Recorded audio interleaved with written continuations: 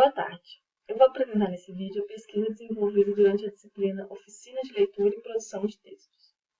A pesquisa desenvolvida se refere às atitudes linguísticas, em particular sobre o preconceito linguístico.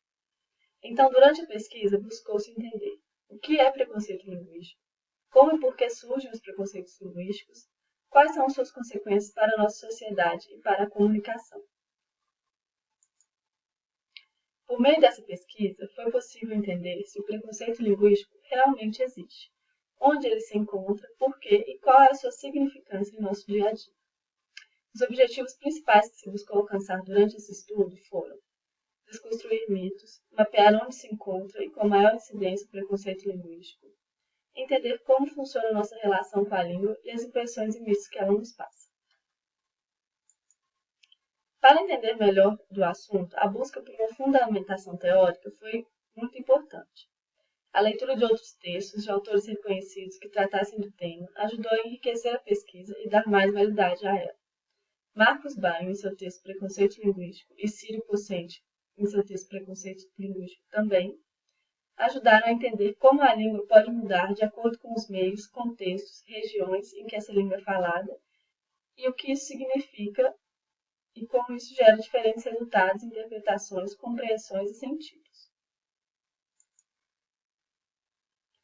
A metodologia utilizada para essa pesquisa foi estudo e pesquisa teórica sobre o tema, pesquisa com 200 pessoas, análise e interpretação de resultados, assim como desenvolvimento de gráficos.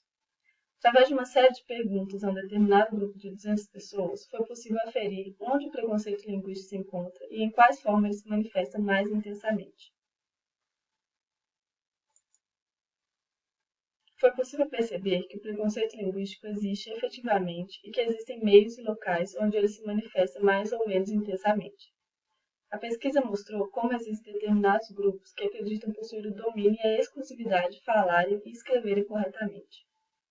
Além disso, por meio da pesquisa, observou-se que muitos desconhecem o conceito do que é preconceito linguístico, contradizendo-se em suas respostas durante o questionário.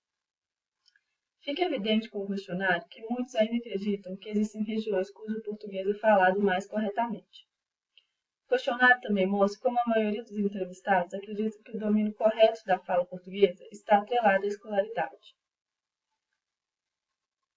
Com a entrevista, foi possível entender que a maioria já discriminou linguisticamente alguém ou já presenciou alguma situação de discriminação desse tipo.